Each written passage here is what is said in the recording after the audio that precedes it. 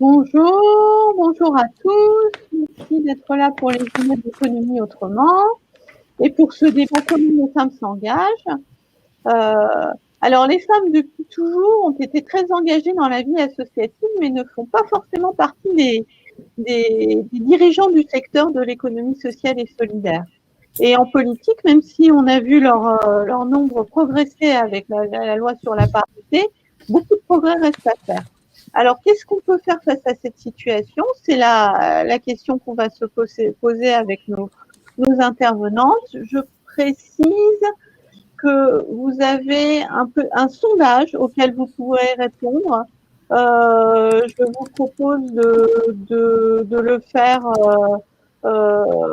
assez rapidement parce que une fois que j'aurai donné la parole à nos intervenantes, je vous redonnerai la parole je relayerai les questions de la salle, en fait, je vous donnerai la parole de cette façon-là, et je regarderai j'annoncerai un peu les résultats du sondage.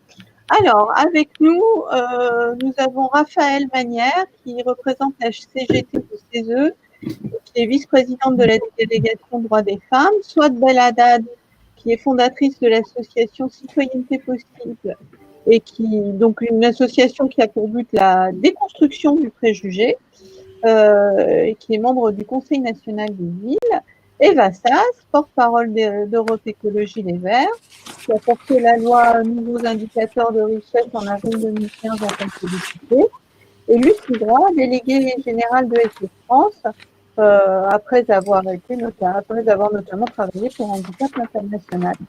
Alors, on va tout de suite commencer avec Raphaël Manière, qui représente la CGT au CESE et qui va nous parler d'une étude qui a été faite sur la place des femmes dans les instances représentatives.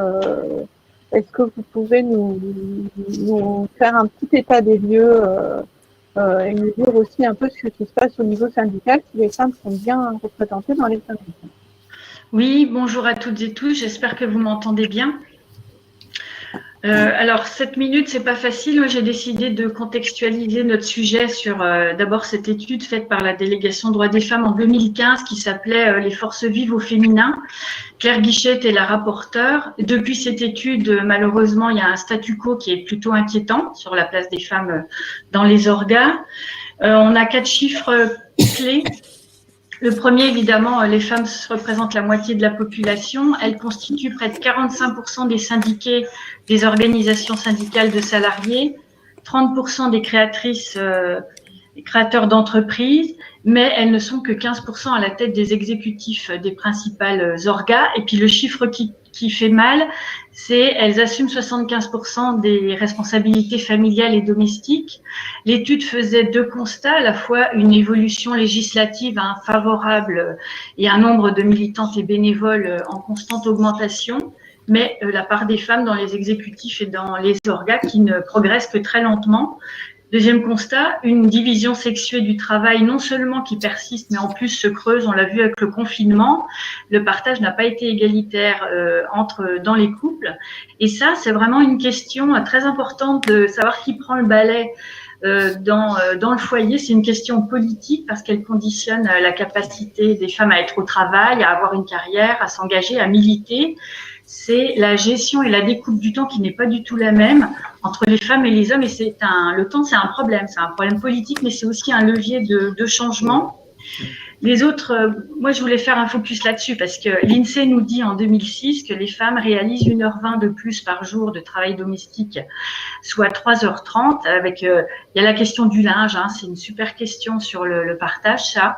Elles accomplissent pourtant 1 heure en moins qu'il y a 30 ans parce qu'elles ne font plus de couture, moins de cuisine, plus de choses pour aller vite.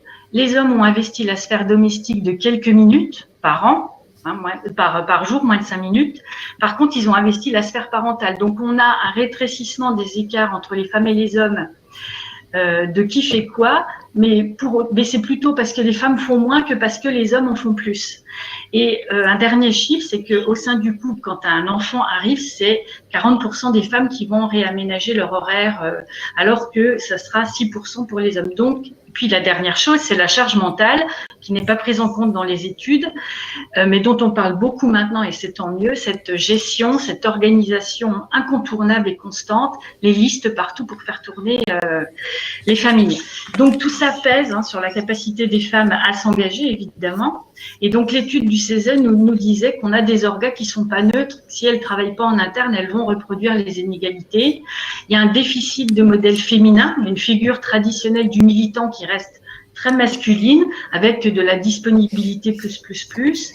Il y a cette question de normes sociales. Les femmes ont tendance à sous-évaluer leurs compétences, à culpabiliser quand elles ont beaucoup de choses à faire, à ne pas se sentir légitimes et à se demander si elles seront capables d'effectuer un mandat. Puis enfin, il y a des contournements fréquents sur les mises en œuvre de la parité. L'étude nous dit la parité quantitative, ça suffit pas parce qu'on observe que trop souvent, elle s'arrête là où le pouvoir commence. Et la deuxième chose, c'est que quand elle existe, la parité, les postes ne sont pas répartis de la même façon. Les postes, les domaines prestigieux sont maintenus quand même pour les hommes. Donc, il y a peu de visibilité pour les femmes, à la fois dans les structures de pouvoir, mais aussi sur l'extérieur, quand elles doivent représenter leur orga. Enfin, les causes de la sous-représentation et de l'invisibilisation des femmes est à chercher du côté des organes, pas du côté des femmes, puisque c'est une question de structure, de fonctionnement.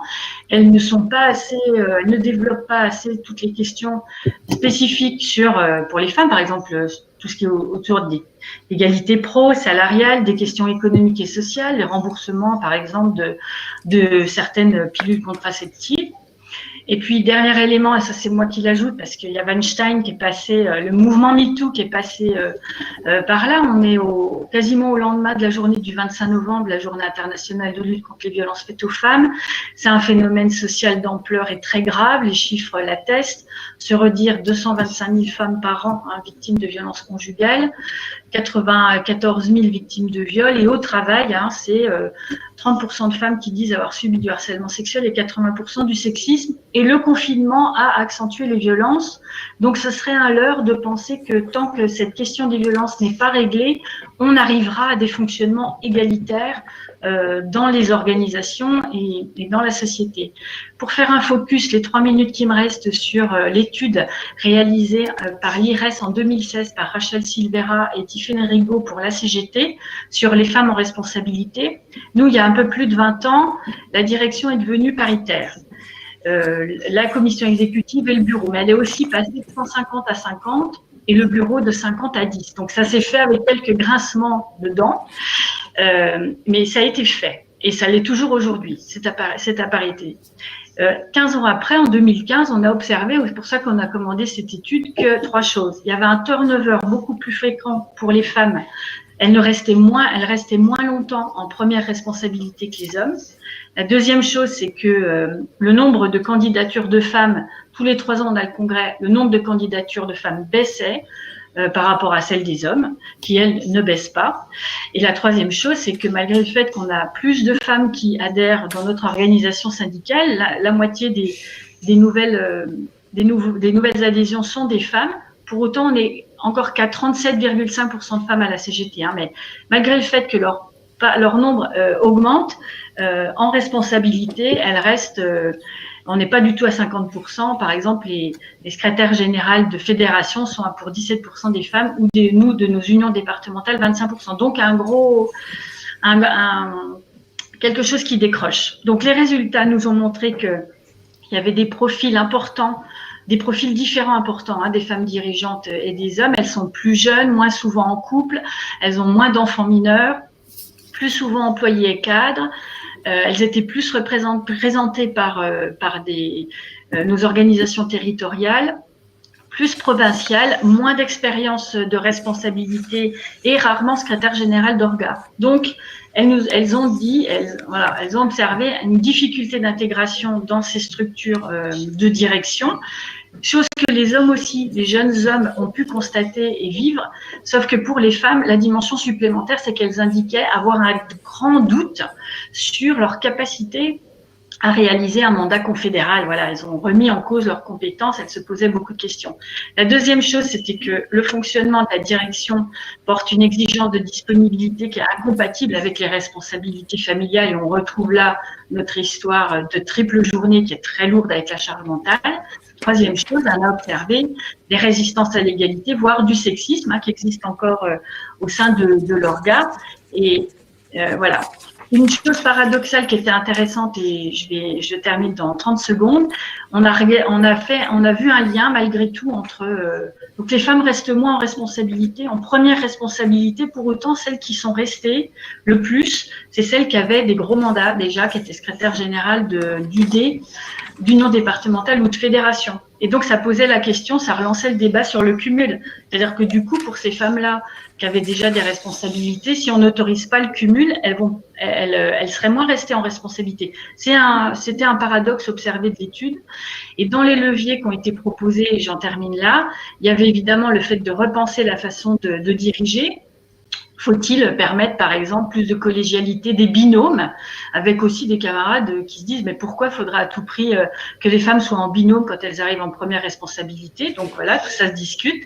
Les questions de respect d'articulation des temps de vie, bien sûr, l'accompagnement à la parentalité, les questions d'aide de garde des enfants, mais aussi d'aide au ménage, puisqu'on a vu que c'était lourd.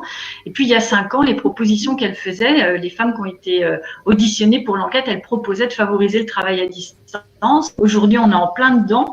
Et donc, c'est un marqueur d'évolution nécessaire de toutes les organes. Voilà, moi, j'en termine là. Je m'excuse. J'espère que je n'ai pas trop débordé le temps.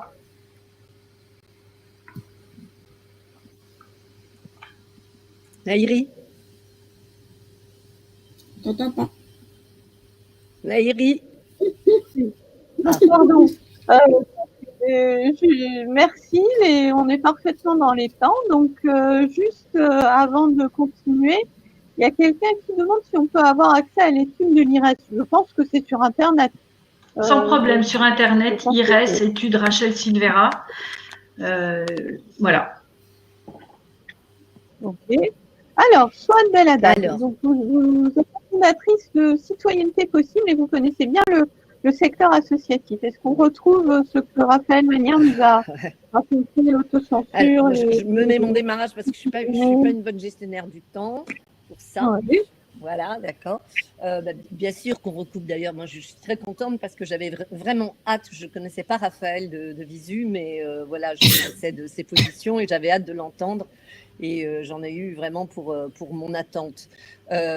Non seulement ce que dit Raphaël est juste, mais moi je compléterais, en tout cas je prendrais un autre angle, qui est ce que le féminisme aussi nous a appris et nous apprend désormais de plus en plus, c'est-à-dire comment partir aussi de soi. Raphaël a très bien expliqué tout ce qu'il en était d'un point de vue sociétal.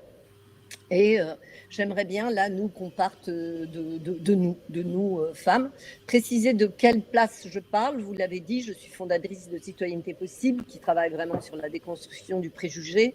Je suis également membre du Fonds pour les femmes en Méditerranée, qui est un fonds qui soutient, en fait, des associations qui sont pour l'émancipation des femmes dans tout le bassin méditerranéen et qui, par ailleurs, vous allez voir en quoi ça nous intéresse, fait beaucoup de formation et d'accompagnement à l'estime de soi pour mieux renforcer le mouvement des femmes.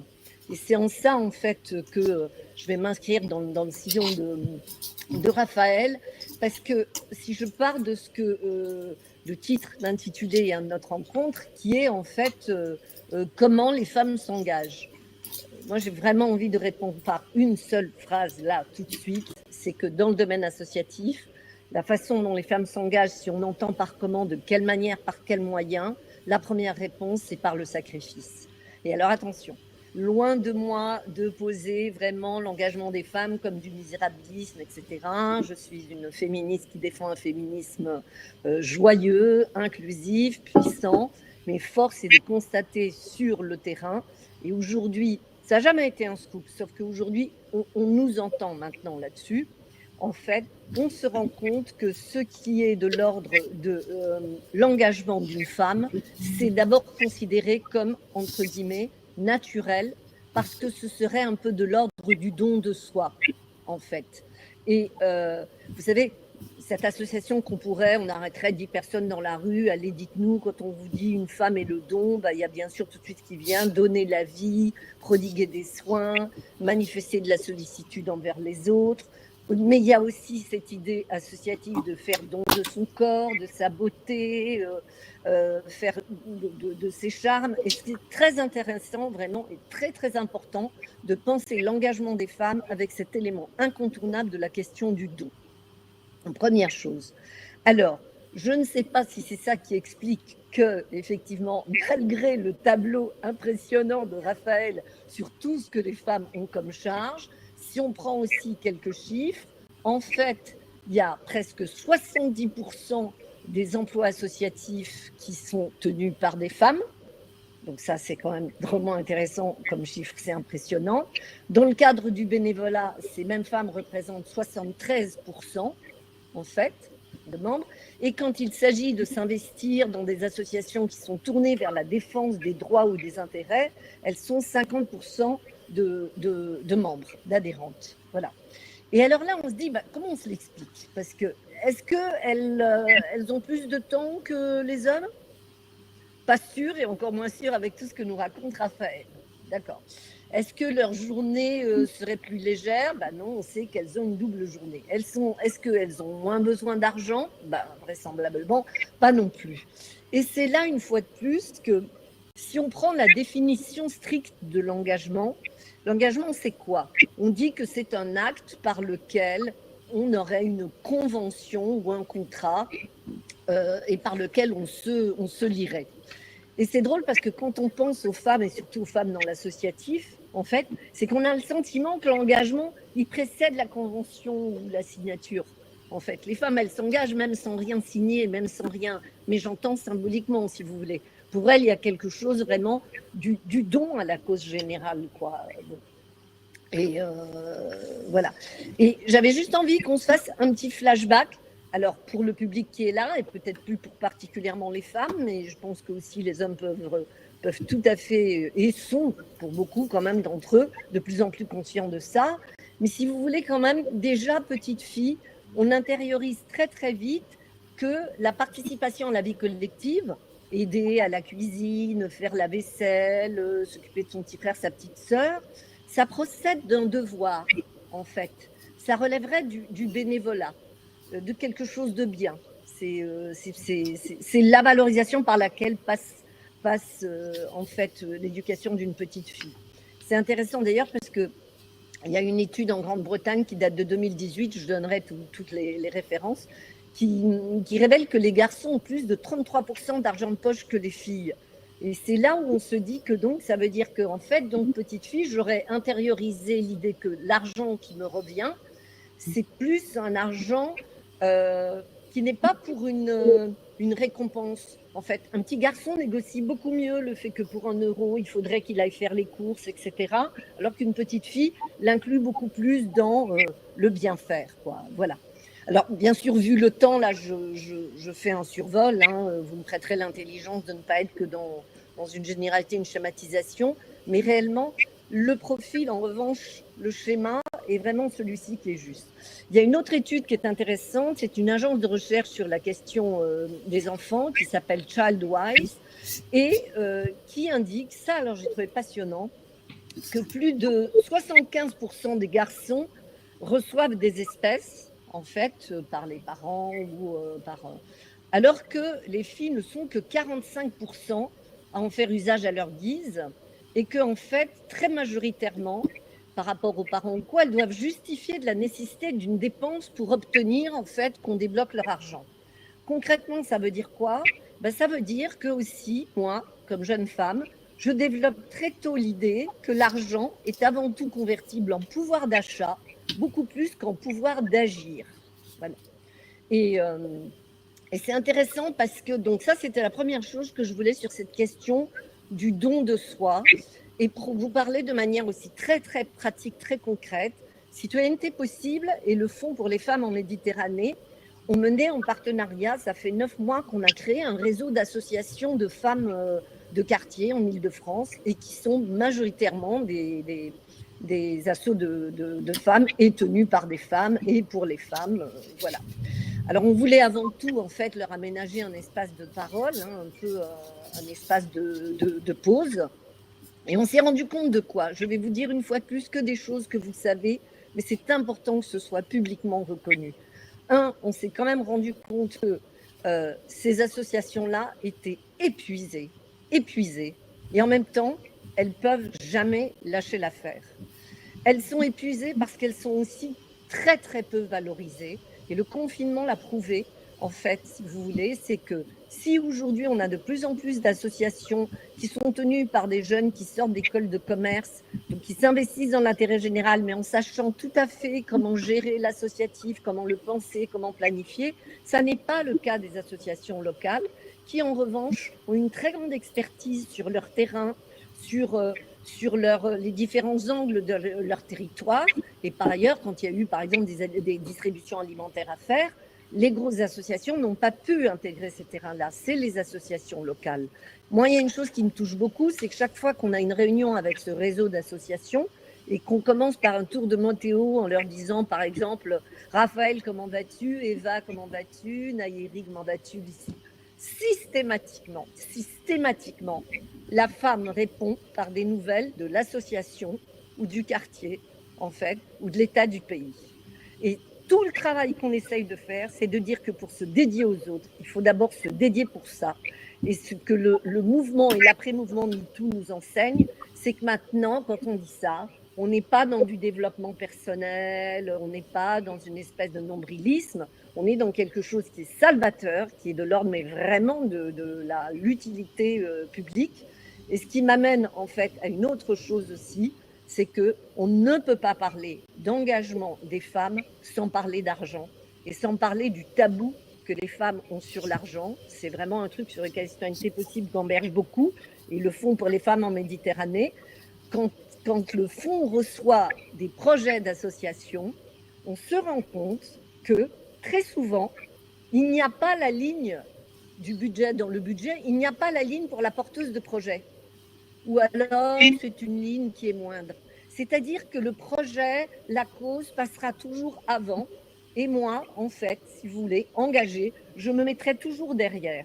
D'abord parce qu'on a du mal à se dire qu'on va toucher de l'argent sur une cause qu'on trouve noble. Et je vais en terminer par ça.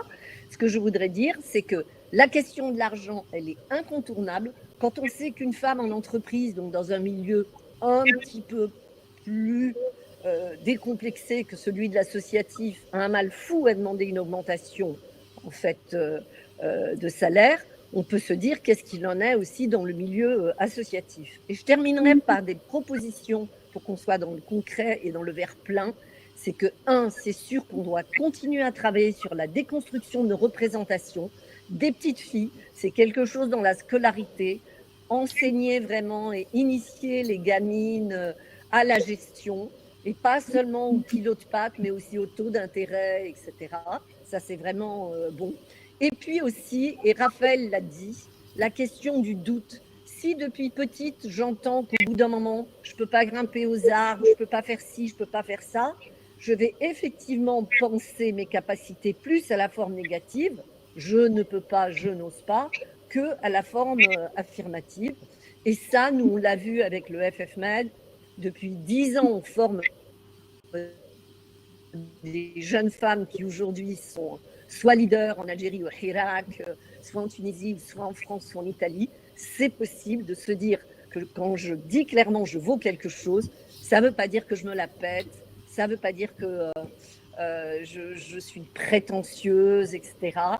Et donc, voilà. Et la dernière chose, je vous en prie, mesdames, messieurs qui nous écoutez, vraiment, soutenez les femmes des associations locales en soutenant financièrement pour leur poste et pas pour les actions.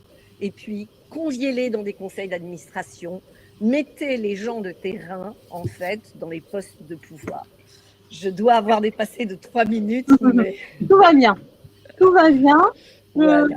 Avant de continuer, je rappelle juste aux participants qu'ils peuvent dès maintenant poser des questions en tapant leurs questions dans l'onglet questions. Voilà. Et donc Eva Sass, vous êtes porte-parole d'Europe Écologie Les Verts. qu'est-ce qu'il en est du monde politique? Est-ce que vous pouvez nous dresser un état des lieux de la situation des femmes en politique? Bonjour à tous, merci Nairi. Alors oui, vous le savez, la loi parité, elle date de 2000, elle a 20 ans aujourd'hui, ou depuis quelques mois. Elle avait mis en place l'obligation d'un nombre égal de femmes et d'hommes dans les scrutins de liste, mais aussi une retenue financière pour la non-parité dans les investitures législatives. Ça, c'était le premier pas en termes de parité en politique. Et elle a été complétée en 2013 par le scrutin binominal aux élections départementales, puisqu'on s'était aperçu qu'aux élections départementales, il y avait parfois même des conseils départementaux entièrement composés d'hommes. Donc, il y avait nécessité également d'avancer sur ce point. Alors, grâce à ces lois, il y a aujourd'hui à peu près 50% de femmes, évidemment, parmi les élus municipaux des communes de plus de 1000 habitants ou parmi les députés européens, par exemple. Mais on constate qu'il y a encore des déséquilibres. Il n'y a toujours que 39% de femmes à l'Assemblée nationale aujourd'hui et il n'y a toujours que 20% de communes, surtout, qui ont des maires femmes. Il faut noter quand même que dans la période récente, la situation s'est quand même nettement améliorée, puisque en 2017, on est passé de 27% de députés femmes à 39%. Donc, on a quand même là, pour le coup, franchi un cap. Et même aux dernières élections municipales, il y a eu 1000 communes qui sont passées d'un maire homme à une maire femme. Et donc, on progresse d'ailleurs, notamment parmi les villes de plus de 100 000 habitants. Donc, ça, c'est plutôt des éléments positifs. Mais pourquoi, alors, malgré ces lois, ça progresse aussi lentement et pourquoi il y a toujours une difficulté d'accès aux responsabilités pour les femmes? D'abord parce que certains partis ne jouent pas le jeu, malgré ces lois.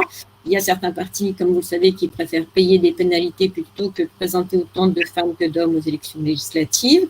Il y a des pénalités à hauteur de 1,8 million d'euros chez les Républicains, 253 000 euros quand même pour la France insoumise. Donc, il y a encore des partis qui ne jouent pas le jeu, même sur ces éléments-là. C'est d'ailleurs en discussion le fait d'augmenter ces sanctions financières. Quand il présente des femmes, il les présente parfois sur des circonscriptions non gagnables. C'est une bonne vieille technique d'homme de façon à ce que, oui, il présente autant de candidats, mais il y a beaucoup moins d'élus à la fin. Et puis, dès qu'il n'y a pas d'obligation, et pour le coup, c'est vrai même chez les partis qui jouent le jeu, en tout cas légal, dès qu'il y a, par exemple, désignation d'une tête de liste, eh bien, c'est souvent des hommes. Et même quand les partis jouent vraiment le jeu, pour le coup, il reste des freins. Et pour le coup, le Parti vert est plutôt un bon exemple parce que c'est un cas intéressant parce que dès 1984, dès la fondation des Verts, ils ont inscrit dans leur statut la parité, enfin d'abord le féminisme dans les valeurs et la parité dans toutes les instances exécutives, que ce soit au niveau local ou au niveau national. Nous avons des règles féministes sur beaucoup d'autres aspects. Par exemple, nous faisons les règles de prise de parole alternée, femmes-hommes, Shabada, comme on dit chez nous, ce qui est de façon très stricte, c'est-à-dire que quand il n'y a plus de femmes inscrites, les hommes ne peuvent plus parler, ce qui est toujours un peu agréable parce que ça les oblige à trouver des femmes qui parlent et à inciter les copines à parler. Et on fait des désignations de candidates et candidats paritaires par cercle d'éligibilité, justement pour éviter qu'on envoie, par exemple, les femmes sur des circonscriptions non gagnables, ce qui fait qu'à la fin, elles sont investies sur des postes qui sont éligibles et on est attentif à cela. Au final, d'ailleurs, les résultats ne sont pas négatifs puisque dans la précédente mandature à l'Assemblée, on était le seul groupe qui était paritaire. On était petit, il y avait autant de femmes que d'hommes. Et puis même sur les 7 villes de plus de 100 000 habitants qui sont dirigées par des écologistes, il y a 3 femmes maires et 4 hommes. Donc, les résultats ne sont pas forcément négatifs, même dans l'accès aux responsabilités. Mais pour vivre cela de l'intérieur, je peux vous dire que c'est quand même encore un combat et que c'est encore très difficile, y compris chez les Verts. Donc même quand on a des règles, ce n'est pas évident. D'abord, on a toujours beaucoup de mal à trouver des femmes candidates. On a le plus souvent l'obligation d'imposer la parité aux hommes par des règles très strictes et dès qu'il n'y a plus de règles, il y a forcément une proportion plus importante d'hommes. Et surtout, parmi les militants, parmi les adhérents et adhérentes, il y a encore 62% d'hommes et 38% de femmes. Donc, pour un parti qui se dit féministe, et forcément, ça pose question. Alors, quels sont les freins et pourquoi est-ce qu'on en arrive là? Une bonne question, et d'ailleurs, on aura peut-être des points de vue pas forcément identiques, c'est est-ce que les femmes s'autocensurent? C'est souvent ce qu'on entend en politique. On dit souvent, enfin en politique ailleurs d'ailleurs, on dit souvent que les femmes attendent d'avoir 120% des compétences pour postuler à un poste, alors que les hommes postuleraient quand ils n'en ont que 60%. Quand on regarde de façon un peu plus détaillée, outre le fait qu'il n'y a pas d'études qui montrent ça de façon réelle, en fait, quand on pose la question aux hommes aussi sur la confiance qu'ils peuvent avoir en eux, on se rend compte que 50% des hommes aussi n'ont pas confiance en eux, de la même façon que 50% des femmes n'ont pas confiance en elles. Donc, cette explication qui est un peu de l'ordre de la psychologie, elle me semble un peu contradictoire avec l'explication réelle qui est plutôt de l'ordre de la sociologie. Parce que si on regarde la façon dont est faite la politique, et c'est vrai dans d'autres cercles, c'est vraiment un monde qui est fait par les hommes et pour les hommes. Quand j'étais députée, il se trouve que j'étais enceinte et que j'étais pas la seule, d'ailleurs il y en a eu d'autres. Et je me suis rendu compte à cette occasion-là, par exemple, qu'il n'y avait pas de congé de maternité pour les députés EES. Et je me suis un peu battue sur cette question-là qui pouvait paraître anecdotique, mais pourquoi? Parce que ça montrait vraiment que, en fait, le règlement et les règles de l'Assemblée nationale avaient été faites pour les hommes et c'était même un impensé, c'est-à-dire que c'est quelque chose, la maternité était forcément quelque chose qui n'avait pas sa place et ça envoyait indirectement le message aux femmes que leur place en tant que femme n'était pas à l'Assemblée nationale. Donc, moi, je pense que c'est plutôt les codes qu'il faut changer plutôt que la psychologie des femmes et qu'il faut aller vers moins de sexisme en politique. Ça nous paraît important. Pourquoi? Parce que le choix qui peut rester aux femmes dans ce monde d'hommes, c'est soit de se conformer au code des hommes, soit pour le coup de surjouer la féminité. C'est ce que les féministes appellent à juste titre le syndrome de la schtroumpfette, c'est-à-dire la seule fille dans un monde d'hommes, ou la reine des abeilles. On finit par jouer de cette façon d'être seule femme dans un monde d'hommes. Donc, oui, il y a de l'autocensure, mais ce n'est pas tant dû à la psychologie des femmes, c'est plutôt dû à l'intériorisation par les femmes que les codes de la politique sont des codes masculins et ne sont pas les leurs. Le deuxième élément, je le passerai rapidement, je ne sais pas du tout où je suis du temps, mais Néry me coupera quand il faudra. Le deuxième élément qui est déterminant pour l'engagement des femmes en politique, ça a été dit par Raphaël aussi, c'est vraiment très important, c'est la question de la disponibilité. C'est vrai dans d'autres secteurs, mais c'est particulièrement vrai en politique parce que toutes les réunions sont le soir et le week-end et qu'il faut faire ça en plus de son activité professionnelle et pour les femmes en plus de leur activité domestique et familiale.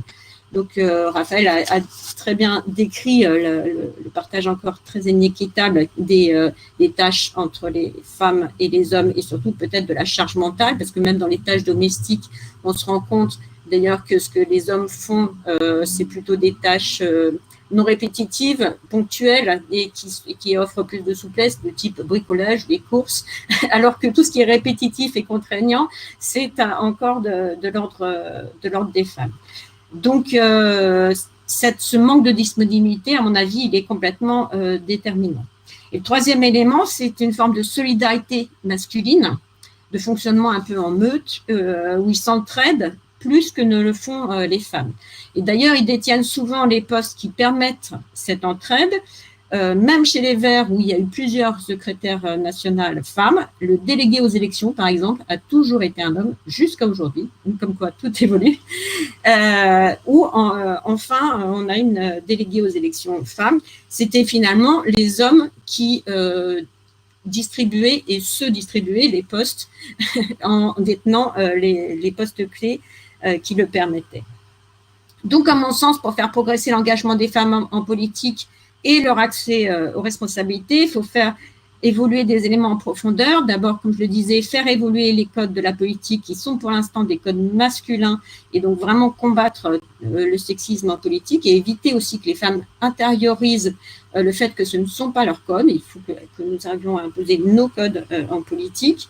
Construire des réseaux de solidarité entre femmes pour éviter ce que j'appelais tout à l'heure le syndrome de la Schtroumpfette. Et d'ailleurs, il me semble que de ce point de vue-là, là aussi, ça progresse. Ce qu'on appelle dans les réseaux féministes la sororité est effectivement, pour le coup, un élément qui me semble progresser en ce moment, y compris entre les partis. Il y a maintenant des réseaux de femmes qui sont transpartisans et je pense que c'est vraiment intéressant qu'on développe cette entraide entre femmes.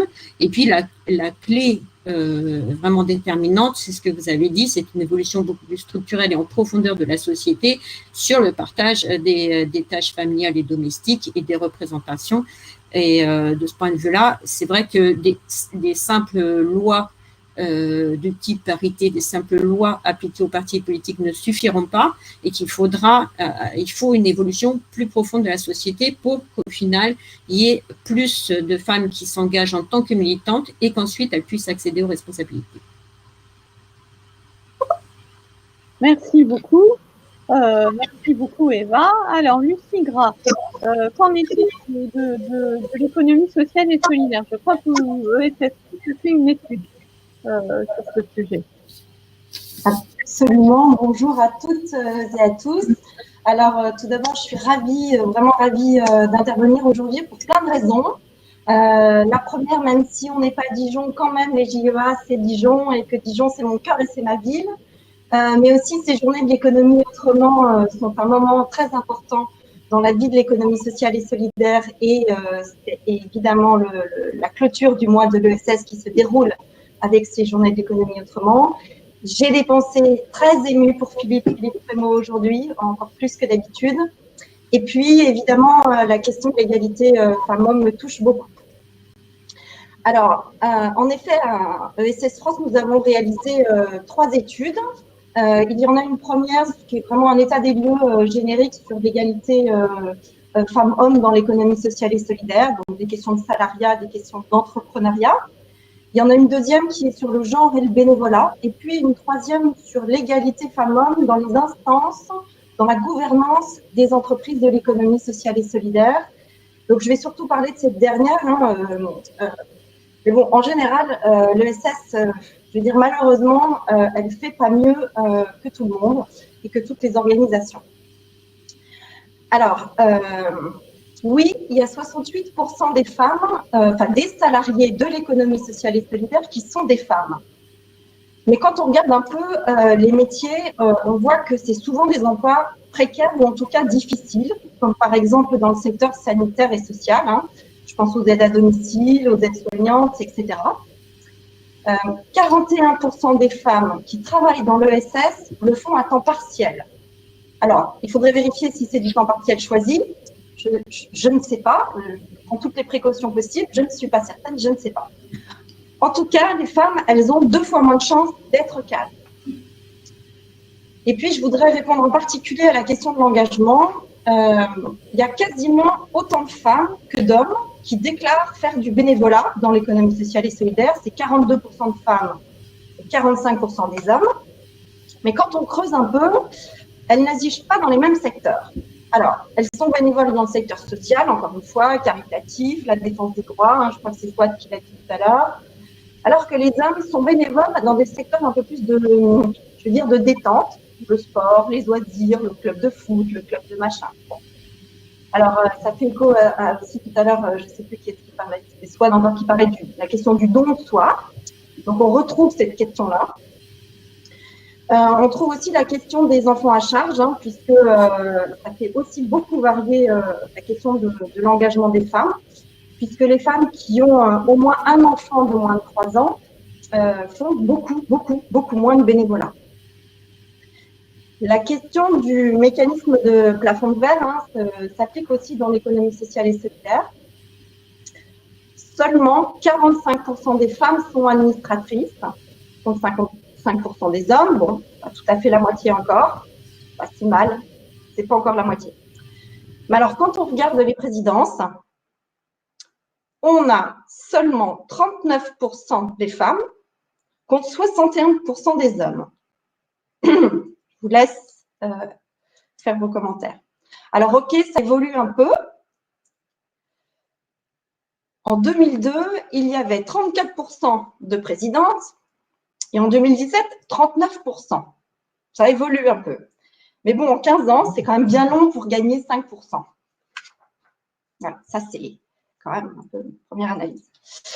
Alors, je pense qu'il faut casser les stéréotypes. Tout à l'heure, on parlait de la question du temps. Hein, donc, c'est aussi peut-être en premier, je ne sais pas, mais un des leviers, c'est aussi aux femmes d'agir. Quand on les questionne, elles se sentent coupables de ne pas être en famille. La question de la disponibilité revient, la question du temps aussi. Donc, c'est aussi peut-être un peu aux femmes de changer cet esprit et puis de prendre du temps pour elles. Et peut-être de ne pas s'auto-censurer ou en tout cas, peut-être aussi de gagner un peu de confiance en elles. Ensuite, il me semble qu'il faut encore et encore et encore renforcer la visibilité de la question de l'égalité femmes-hommes et de ce sujet-là. Alors, produire des données, valoriser des bonnes pratiques et puis peut-être surtout valoriser l'intégration volontariste, proactive des femmes dans les entreprises, dans les instances, etc. Et puis, pourquoi pas favoriser la question de la conditionnalité des aides publiques à des indicateurs de performance extra-économique, dont l'égalité femmes-hommes. On parle souvent des indicateurs plus écologiques, verts, sociétaux, mais pourquoi pas ajouter un indicateur sur l'égalité femmes-hommes. Et puis peut-être pour terminer à ce stade, je voudrais ouvrir un peu l'horizon et parler d'une dimension européenne. Alors l'égalité femmes-hommes, c'est pas uniquement une grande cause nationale du quinquennat du président français, hein, c'est aussi une priorité de l'Union européenne. Mais depuis 1957, le traité de Rome, depuis 1957.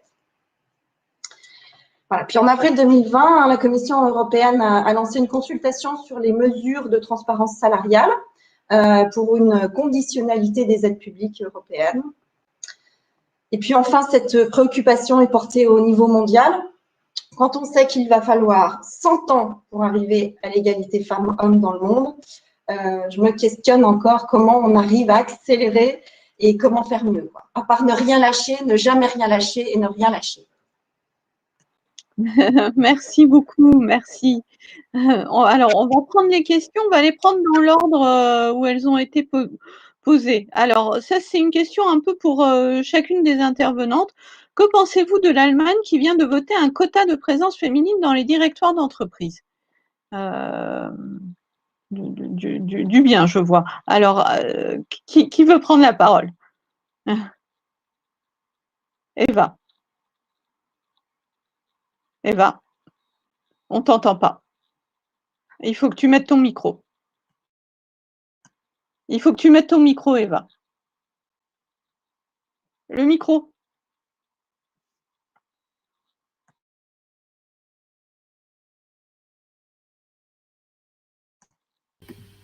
Eva, il faut que tu mettes ton micro. Ça y est. Pardon.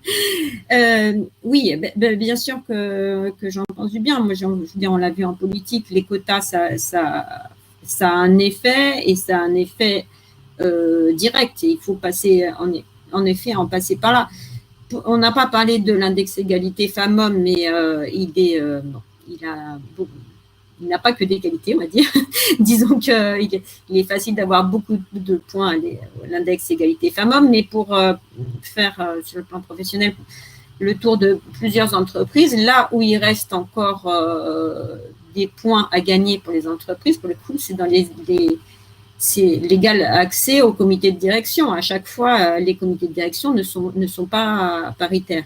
Donc, moi, je pense qu'effectivement, il faut en passer par là et instaurer des quotas parce que c'est la seule façon, finalement, de faire évoluer, en tout cas, rapidement les choses. Est-ce que quelqu'un d'autre veut répondre? Bon, moi, je veux bien compléter.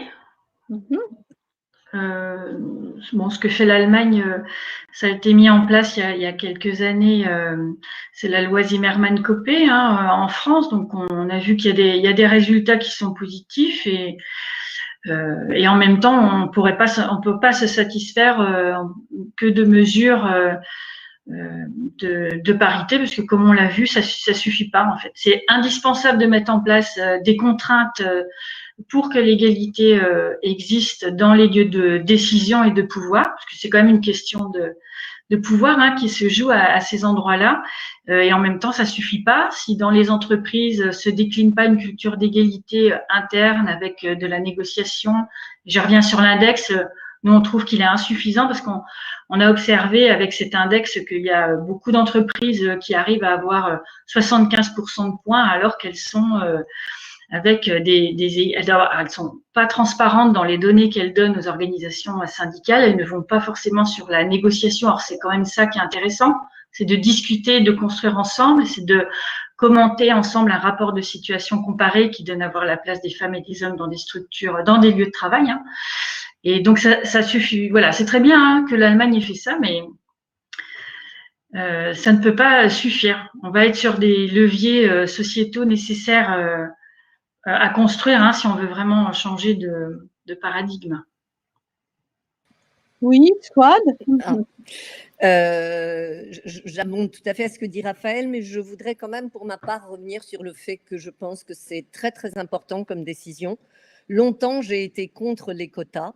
Et puis aujourd'hui, résolument, je suis pour ces quotas, malgré tout le débat que ça soulève. Par ailleurs, je m'appelle Souad Beladad, je suis issue d'une minorité. Donc, il y a eu aussi cette question, si vous voulez, des quotas, par exemple, à l'entrée du concours de Sciences Po, etc. Et en fait, fondamentalement, je pense que notre société ne pourra pas avancer sans. Alors, on peut aussi, pour ne rien figer, penser que ce sont des quotas d'une période transitoire. On peut se donner 5 ans, voir comment ça se passe, et puis un peu comme les lois de bioéthique, vous voyez, c'est-à-dire une société change, donc on voit comment on adapte, mais je ne vois vraiment pas par quel Saint-Esprit ça pourrait bouger, parce que je trouve que toutes nos interventions sont très complémentaires, dans la mesure où on explique qu'il y a du patriarcal, du sociétal, de l'individuel. Et j'ajouterais juste que justement j'ai été un peu quand même frappée, Eva, par un petit moment de votre intervention, par ailleurs tout à fait intéressante, parce que je pense que quand on est dominé depuis très très longtemps, ça ne peut pas être sans impact individuellement, psychiquement, et j'ai trouvé que le terme, si vous voulez, de psychologie de femme, qui moi, un terme que je n'emploierais vraiment jamais, ne me paraît pas du tout approprié, parce que ce dont on parle, quand on parle d'autocensure, qui est un élément qui existe, et vous faites très très bien, justement, j'ai beaucoup aimé la façon dont vous avez décrypté ce concept, mais il existe quand même, appelons-le plafond de verre, appelons-le autrement, parce que, et là, on peut vraiment citer des France Fanon et beaucoup de féministes qui ont travaillé là-dessus, avoir intégré cette domination pendant longtemps ne peut pas laisser sans impact. Donc, il ne s'agit pas de psychologie, il s'agit réellement d'une construction sociétale, et une construction sociétale, eh bien, elle est aussi mentale. Voilà. Donc, et c'est en ça que je pense que la question des quotas, au bout d'un moment, c'est un bon poussoir. Oui, juste pour répondre, j'ai du mal m'exprimer parce que c'est exactement ce que je voulais dire. Ah ben c'est super alors. Non, au contraire, je pense que les explications psychologiques permettent d'éviter d'aborder la question sociologique qui, à mon avis, est déterminante. Donc, justement, c'est souvent porté par des hommes aussi, le fait que les femmes se dévalorisent, etc. Je pense que et ça a un effet en plus, reproducteur. C'est-à-dire que plus on explique aux femmes qu'elles se dévalorisent, moins elles vont se valoriser ou moins elles vont trouver ça normal de se valoriser. Donc, non, moi, je trouve au contraire qu'il faut souligner le fait que c'est la sociologie et les explications sociologiques, mais qui sont effectivement intériorisées parfois par les femmes, parce qu'effectivement, on leur envoie le message que leur place n'est pas d'ici, mais ce n'est pas la psychologie des femmes. Bien sûr, bravo. Super. On est d'accord. Oh, zut, on aurait pu trouver un désaccord, mais non, décidément, les femmes sont d'accord sur ce même combat. Alors, la Merci, prochaine Eva. question, justement, elle est sur. C'est une question sur le plan de la théorie. Que pensez-vous de la théorie du genre? Est-ce que l'une d'entre vous se sent de définir la théorie du genre? Il y a plusieurs théories du genre. Il me semble que moi je dirais que c'est une façon d'expliquer les différences sexuelles par des constructions sociales, quoi. C'est comme ça que je le définirais. Oui. Bon, moi, je veux bien commencer. Donc, la théorie du genre, pour moi, n'existe pas. Hein. C'est quand Najat Vallaud-Belkacem a voulu mettre en place dans les écoles les ABCD de l'égalité, c'était l'idée de porter une culture de l'égalité auprès des jeunes élèves pour justement déconstruire les stéréotypes sexistes.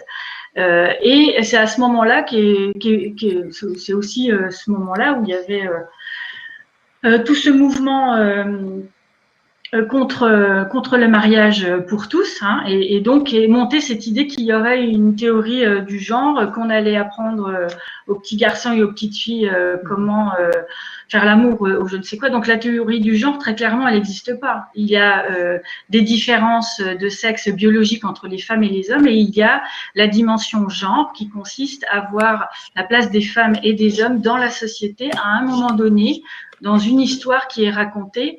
Et donc, quand on parle de et après il y a tout ce où on va parler d'identité de genre, qui n'est pas l'orientation sexuelle, c'est quelque chose de différent. Donc, il faut pas faire de confusion. C'est important d'avoir un regard genré sur la place des femmes dans la société, dans un lieu de travail, parce que ça permet de savoir exactement à quel endroit ils sont et quelle histoire ça raconte sur leur place à ce moment-là.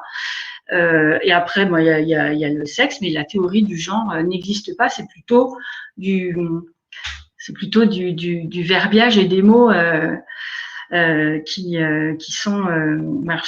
Mince, je ne trouve plus les mots. C'est plutôt très conservateur de penser qu'il y aurait une théorie du genre. Voilà. Il faut surtout pas s'enfermer là-dedans. Hein. Oui. Après, dans les pays anglo-saxons, on parle de gender studies, mais c'est ce que tu disais, Raphaël. C'est le genre. Oui, c'est les études de genre. Oui, c'est comment se construit le genre. Alors, la prochaine question est pour Eva. Y a-t-il dans les partis politiques des commissions ou collectifs pour suivre la présence et la représentation des femmes? Alors, j'avoue que je ne peux pas répondre pour les autres partis. Alors, chez les Verts, il y en a beaucoup. Mais il y a un observatoire de la parité. Il y a évidemment une commission féminisme, mais là qui est plus sur les messages qu'on porte à l'extérieur.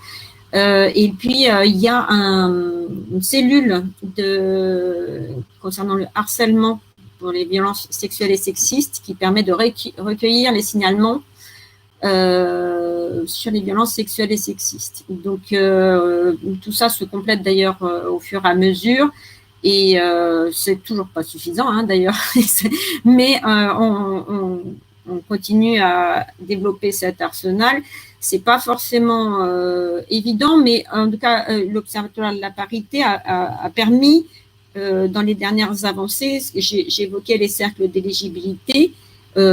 C'est pas si ancien que ça, c'est-à-dire tout au départ, on n'avait pas cette notion de cercle d'éligibilité, ce qui fait qu'effectivement, si on n'était pas attentif, à la fin, il y avait moins d'élus femmes, bien qu'il y ait autant de candidats. Donc maintenant, on est quand même très pointilleux sur ces questions-là. Voilà.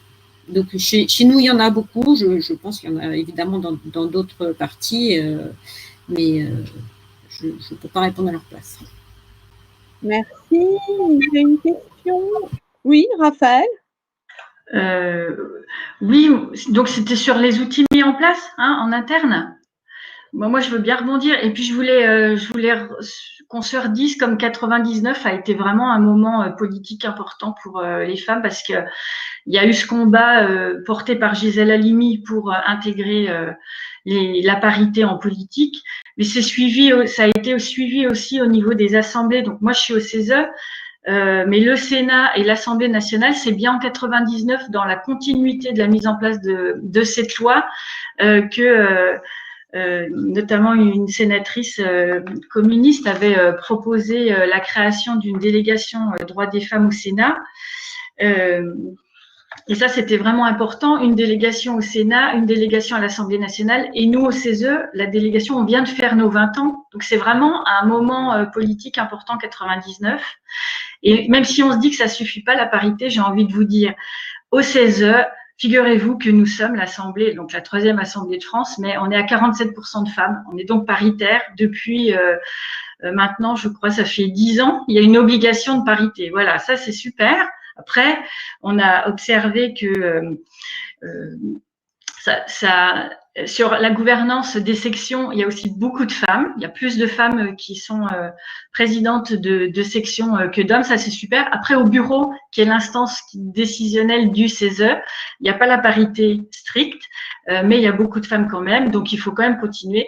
Et le bémol, c'est à la délégation droits des femmes du CESE, sur une trentaine de conseillers, conseillères, il y a 7 hommes, et en présentiel, pour de vrai, il y en a un. Voilà. Donc ça, c'est la face moche de quand on se dit c'est chouette, il y a plein de choses qui avancent, et puis la face cachée, c'est ça. Pour donner en lumière quelques outils sur nous au niveau de la CGT. Donc voilà, pareil, 99, nous on met en place cette parité aux plus hautes instances de la CGT, et c'était vraiment important. On a aussi une charte égalité qui a été mise en place en 2007. Donc l'idée, c'est à la fois de mesurer, donc on a un rapport de situation comparé maintenant en interne tous les ans pour savoir quelle est la place des femmes dans la CGT. Pour l'anecdote, on s'est rendu compte qu'elles montent plus en responsabilité grâce au territoire, donc à nos unions locales et à nos unions départementales, que grâce à nos fédérations professionnelles. Et on s'est rendu compte, par exemple, que dans les formations, elles sont moins présentes, bon, comme au niveau professionnel, elles sont moins présentes dans les lieux de formation. Par contre, à chaque fois qu'on fait des formations sur égalité ou lutte contre les violences sexistes et sexuelles au travail, là, on fait le plein, c'est 70% de stagiaires de femmes. Donc, un rapport de situation comparé qui nous permet quand même de voir ce qu'il faut encore faire avancer dans notre orga. On a donc dans la charte qui propose d'avoir un regard genré sur nos revendications, sur la négociation, travailler aussi à ce que la représentation des femmes et des hommes soit à parité au niveau national. Autre chose, on a créé voilà, c'est juste avant nous, un an avant la déflagration Feinstein, la CGT a décidé de créer une cellule interne contre les violences sexistes et sexuelles, donc dans la CGT. Donc ça fait 4 ans qu'elle existe, cette cellule, et c'est ce qui a changé en fait ces dernières années, c'est le fait que les organisations politiques et syndicales développent de plus en plus en interne ces outils pour cadrer, sanctionner, protéger les victimes et faire en sorte qu'on soit vraiment dans des environnements non sexistes. Je vais oublier des trucs, mais tant pis. Et dans les leviers, une idée, mais qui n'est pas encore prise en compte, mais qui est importante. Si on veut que les femmes en précarité, les femmes en situation de monoparentalité, les femmes ouvrières employées arrivent en responsabilité, il faut aussi se questionner sur une aide ménagère. C'est lourd quand on est première dirigeante, quand on est seul avec ses gosses et qu'on a la triple journée et qu'il faut aussi assurer que le frigo soit plein, que ce soit pas crado à la maison, que le linge soit propre, c'est lourd. Et il faut que les organisations pensent à une aide, une indemnité de ménage. Moi, je pense que ça peut être vraiment un levier, une indemnité. Bien sûr, l'idéal, c'est que quand on se met en couple, on arrive à partager. Bon, on n'y est pas encore, on l'a vu. Alors, quand on est toute seule, de toute façon, c'est compliqué. Et quand on va en responsabilité, le temps, là, il est compliqué à partager. Donc, réfléchir à une aide ménagère pour permettre aux femmes, dans ces situations particulières, ou aux hommes, d'ailleurs, ou aux hommes jeunes en situation de monoparentalité, ça peut être un levier pour leur permettre d'aller en responsabilité et surtout d'y rester, parce qu'il faut le temps aussi, quand on est en première responsabilité, de connaître comment une maison fonctionne et comment on peut faire avancer les rouages. Et dernière chose, mais bon, c'est un levier sociétal majeur dont on a besoin. On va passer à un congé paternité de 1 mois, tant mieux. Ça ne sera pas suffisant. Il faut aller comme l'Espagne sur un congé paternité de 4 semaines. Il faut revoir le congé parental qui est trop long, qui n'est pas assez rémunéré, qui n'est pas assez partagé. Il faut revoir les questions d'aide à la personne. Enfin voilà, on a un chantier énorme au niveau sociétal pour transformer la place des femmes en responsabilité et dans les orgas, bien sûr. Merci beaucoup. Il nous reste pas beaucoup de temps, donc du coup, je vais vous relayer les questions et puis vous choisirez auxquelles vous voulez répondre. Donc, est-ce que vous pensez qu'il faudrait aussi sortir du binarisme sexuel pour s'approcher des théories critiques LGBTI+, pour comprendre encore mieux quels sont les codes masculins, mais aussi pour comprendre comment on peut intégrer les autres exclus? Est-ce qu'il faut une modification des parcours de formation et d'orientation vers certains métiers? Il y avait une question sur la culpabilité des femmes à être moins dans les foyers. N'est-elle pas le reflet qu'elles sont seules à organiser le foyer et à garantir le bien-être des enfants? Ça, on l'a déjà beaucoup dit, il me semble. Alors, une question pour Lucie Gras. Quelles mesures, actions faut-il mettre en place pour rendre l'ESS plus égalitaire dans ses instances de gouvernance? Peut-être qu'on va… Oui, je vais peut-être vous donner la parole tout de suite là-dessus, Lucie. Ok, Naïri, alors c'était ma conclusion, mais bon, je veux bien répondre tout de suite. Sur 3 niveaux. Le premier, c'est sur la question du sujet. Je l'ai un peu dit tout à l'heure. Je pense qu'il ne faut jamais arrêter de promouvoir le sujet de l'égalité femmes-hommes sur les chiffres, sur essayer de trouver des solutions, etc. Le deuxième point, c'est une entrée plus spécifique en direction des femmes et comment aider les femmes à s'engager en particulier en matière logistique et comment les entreprises peuvent s'adapter à leurs contraintes. Je le dis comme ça. Alors, je sais pas, par exemple, les questions de crèche. Est-ce que les entreprises, elles peuvent pas trouver des moments d'accueil des enfants dont les femmes ont la charge? Est-ce qu'elles peuvent pas trouver des horaires qui faciliteraient l'engagement des femmes? Voilà, quelques exemples. Puis la troisième chose, c'est plus une entrée cette fois-ci par les entreprises. Et je ne l'ai pas dit tout à l'heure, mais je suis assez aussi pour les questions de contraintes et les questions d'obligations. Je vais prendre l'exemple des statuts. Quand les entreprises de l'économie sociale et solidaire mettent dans leur statut une obligation de parité vraiment 50-50 entre les hommes et les femmes, évidemment, ça aide un peu à avoir une égalité. Quand elles écrivent une parité autant que possible, évidemment, ça marche moins bien. Peut-être il y a la question des outils aussi, et essayer de produire des outils au sein des entreprises, comment accompagner les entreprises à améliorer leurs bonnes pratiques, à avoir des guides d'amélioration continue, etc. Voilà. Donc, ça, c'est pour la question de l'engagement. Puis après, là, il y a la question des RH. J'ai vu cette question-là. Alors, je vais en faire une réponse aussi un peu générique et plutôt sur les métiers en tension et comment améliorer la qualité de vie au travail et comment améliorer l'attractivité des métiers. Ça, c'est générique pour les questions d'aide à domicile ou en tout cas les métiers difficiles.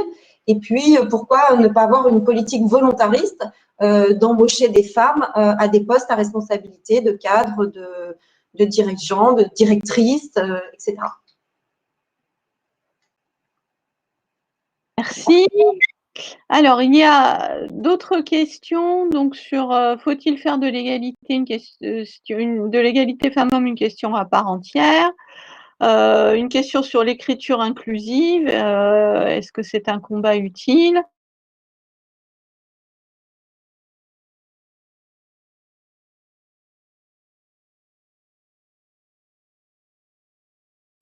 Naïri?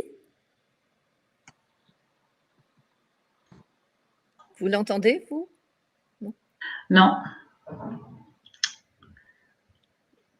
On peut peut-être commencer à répondre. Bah oui, tu peux répondre, Souad. J'ai cru qu'elle revenait. Non? Alors, on va peut-être… Question sur la modification des parcours de formation, ça me semble assez important. Quelqu'un voudrait répondre? Tu peux reprendre au début, Marianne, on n'a pas entendu. On a une question sur la modification des parcours de formation et d'orientation vers certains métiers. Ça peut être intéressant de répondre à cette question. Oui, enfin, par exemple, moi, je pourrais dire, mais je laisse la place très vite à d'autres, que oui, soit ça, on est vraiment dans la question justement de la déconstruction en fait des représentations. Il se trouve que ce soit déjà dans le champ de l'école. Alors, il y a des associations qui le font déjà. Hein. Il y a la nôtre, il y a une autre association qui s'appelle Révèle et qui font que justement, Eva, sur le point sur lequel finalement nous étions d'accord, dans la représentation en fait que peut avoir une fille, il y a plein de choses qui lui paraissent pas possibles ou quand ça lui paraît possible, l'environnement soit professionnel ou sociétal lui rend ça plus. Donc ça, c'est sûr et certain que voilà, c'est très très important que la question de la professionnalisation soit pensée de manière non genrée comme elle est. Et de manière plus large, je dirais, j'avais envie de dire, parce que je sens que ça recoupe aussi beaucoup de ces questions-là.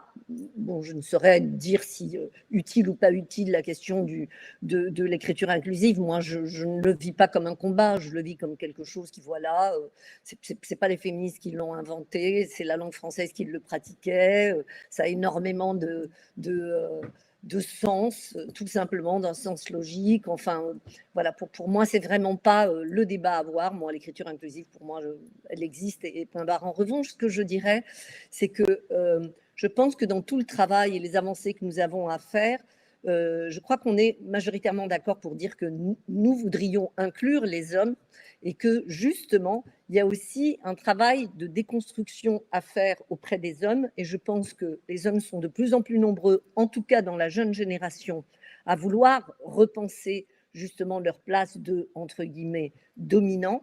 Et ça me paraît très important parce que ce travail-là va permettre aussi qu'un homme qui partage une place au conseil d'administration ou qui la cède n'aura pas le sentiment d'un sacrifice, mais plutôt le sentiment de participer à la construction d'une société égalitaire et juste, quoi. Et dans le milieu, en plus de l'économie solidaire, ça me paraît tout à fait naturel. Mais ça, c'est un vrai travail, je trouve, qui est en cours. Et ça répond aussi un peu à ce que tu te demandais, Marianne. Moi, je crois qu'on est dans un vrai tournant, mais un vrai tournant de pas seulement vouloir changer les choses à force de quotas, de chiffres, etc., qui est incontournable, un combat incontournable, mais réellement d'un changement de mentalité. Et c'est peut-être aussi pour ça qu'il y a des crispations très, très fortes. C'est peut-être pour ça aussi que certaines femmes vraiment s'essuient des insultes, etc., très fort. C'est parce que ça va changer. On le sait maintenant, ça va changer. Donc, évidemment, le changement, ça crée aussi du repli.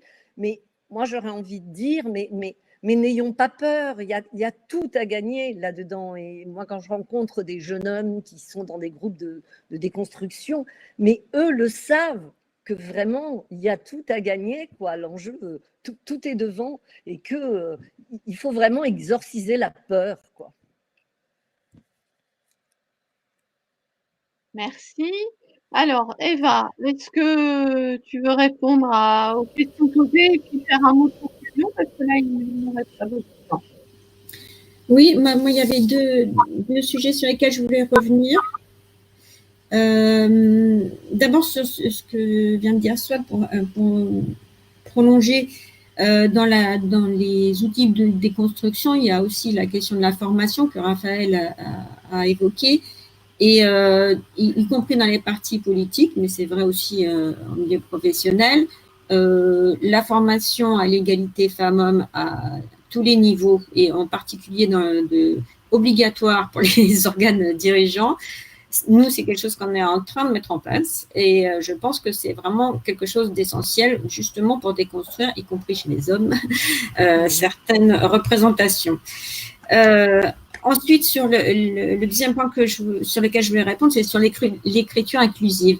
Alors moi aussi, soit elle me paraît naturelle, je l'ai adoptée il n'y a pas si longtemps que ça, peut-être ça fait 2-3 ans que j'écris en écriture inclusive. Et évidemment, une fois qu'on l'a adoptée, elle nous paraît complètement évidente en fait. Sauf que et nous on fait des communiqués en écriture inclusive. Et le problème c'est que en dehors de nos cercles, c'est pas du tout encore accepté et on est très fortement moqué sur les réseaux sociaux parce que on écrit en écriture inclusive, comme si c'était un gadget, comment dire, c'était pas important. Un parti politique devrait s'occuper des choses essentielles et non pas avoir ses coquetteries. Donc, c'est encore très mal accepté dans la société. Alors, ça va progresser, ça progresse. Ça me paraît nécessaire de tenir bon, on va pas dire, et de continuer à écrire en écriture inclusive, mais c'est encore un combat à mener, quoi. Voilà. Oui, non, ce que je voulais dire, c'est que c'est au 19e, c'était le cas déjà au 18e. Voilà, c'est pas quelque chose qui a émergé comme un caprice féministe de ces années-là. Et je pense que c'est ça. Puis après tout, si on peut expliquer ça aux conservateurs par le biais de l'Académie française, ça va peut-être être plus audible que par notre propre parole. C'est ça que je veux dire. Il y a vraiment des explications historiques qui expliquent que l'écriture inclusive existait. Voilà. On redécouvre des femmes autrices qui a disparu, oui, tout à fait. Ouais. Est-ce que tu veux en profiter pour conclure sur les propositions, Eva, dans la foulée?